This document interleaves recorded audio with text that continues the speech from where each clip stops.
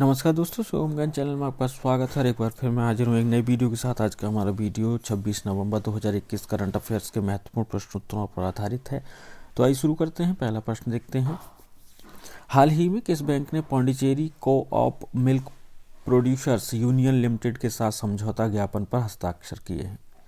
तो इस प्रश्न का सही उत्तर है SBI। भारतीय स्टेट बैंक ने व्यक्तिगत डेयरी किसानों को 3 लाख रुपए तक के वित्त पोषण के लिए Pondicherry co-op milk producers union limited Ponlait के साथ एक समझौता ज्ञापन पर हस्ताक्षर किए हैं। ऋण SBI बैंक के योनो एप्लीकेशन के माध्यम से उपलब्ध कराया जाएगा। SBI ने नियमित आधार पर वाणिज्यिक डेयरियों को दूध की आपूर्ति करने वाले व्यक्तिगत डेयरी किसानों के वित्त पोषण के लिए सफल simple and fast agriculture loan नामक एक प्रौद्योगिकी उत्पाद पेश किया है। और SBI के वर्तमान अध्यक्ष दिनेश कुमार खारा हैं और SBI का मुख्यालय मुंबई में स्थित है।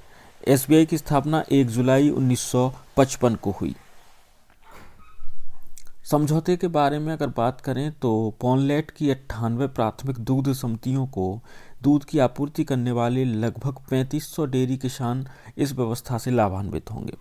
यह बैंक के चेन्नई सर्कल में हस्ताक्षरित पहला समझौता ज्ञापन था जो डेयरियों को दूध की आपूर्ति करने वाले किसानों को वित्त पोषित करने के लिए पूरे देश में वाणिज्यिक डेयरियों के साथ इस तरह के समझौते की योजना बना रहा है।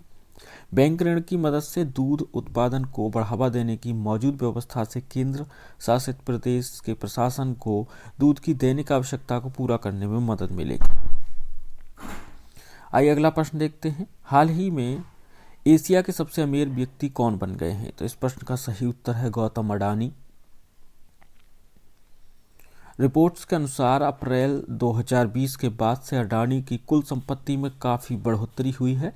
उनकी कुल संपत्ति 18 मार्च 2020 को 4.91 अरब डॉलर थी। अडानी ग्रुप के शेयर में तेज रिकवरी देखी गई है, जबकि रिलायंस के शेयर कंपनी की सऊदी अरामको के साथ डील रद्द होने के बाद से दबाव में है। गौतम अडानी की नेटवर्थ में पिछले 2 सालों में काफ़ी इजाफा हुआ है। ब्लूमबर्ग बिलियनियर्स इंडेक्स के अनुसार अडानी 84.4 अरब डॉलर की नेटवर्थ के साथ दुनिया के अमीरों की सूची में 13वें नंबर पर हैं। चूंकि उनकी संपत्ति में इस सप्ताह काफ़ी इजाफा हुआ है तो उनकी पोजीशन में भी इजाफा हुआ है। अगला प्रश्न देखते हैं। हाल ही में 3 देशों ने त्रिपक्षीय अभ्यास दोस्ती आयोजित किया। निम्नलिखित में कौन सा देश इसमें शामिल नहीं है? तो इस प्रश्न का सही उत्तर है नेपाल। मालदीव, भारत और श्रीलंका के द्विवार्षिक त्रिपक्षीय अभ्यास दोस्ती का 5 दिवसीय आयोजन किया गया। यह इसका 15वां संस्करण है।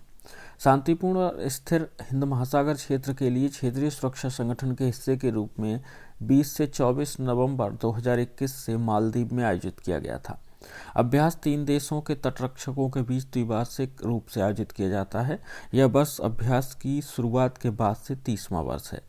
भारतीय तटरक्षक पोत, एकीकृत तटरक्षक पोत वज्र और अपूर्वा ने श्रीलंका तटरक्षक पोत सुरक्षा के साथ अभ्यास में भाग लिया। भारत मालदीव श्रीलंका त्रिपक्षीय अभ्यास दोस्ती का उद्देश्य दोस्ती को और मजबूत करना, आपसी परिचालन क्षमता को बढ़ाना और अंतर संचालन का अभ्यास करना और मालदीव, भारत और श्रीलंका के तटरक्षकों के बीच सहयोग का निर्माण करना है।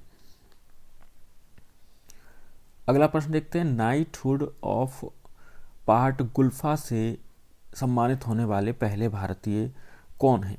तो इस प्रश्न का सही उत्तर है SK सोहन रॉय। केरल के doctor SK Sohan Roy CEO और एरीज ग्रुप ऑफ कंपनीज के संस्थापक हैं। व्यापार और फिल्मों में उनके मानवीय और पर्यावरण संरक्षण प्रयासों के लिए नाइटहुड ऑफ पार्ट गुल्फा से सम्मानित होने वाले पहले भारतीय बन गए हैं। नाइट ऑफ पार्ट गुल्फा की मानद उपाधि उन्हें एनुस डोमिनी 2021 के पार्ट गुल्फा के निवेश के दौरान आयोजित सम्मेलन में समारोह में प्रदान की गई है और यह बेसिलिका के सांता क्रोस और पलागियो डी पार्ट गुल्फा फ्लोरेंस, इटली में आयोजित किया गया था। डॉक्टर सोहन रॉय शारजा में स्थित एक भारतीय उद्यमी, एक नेवल आर्किटेक्ट और मरीन इंजीनियर, एक पुरस्कार विजेता निर्देशक और एक कवि हैं।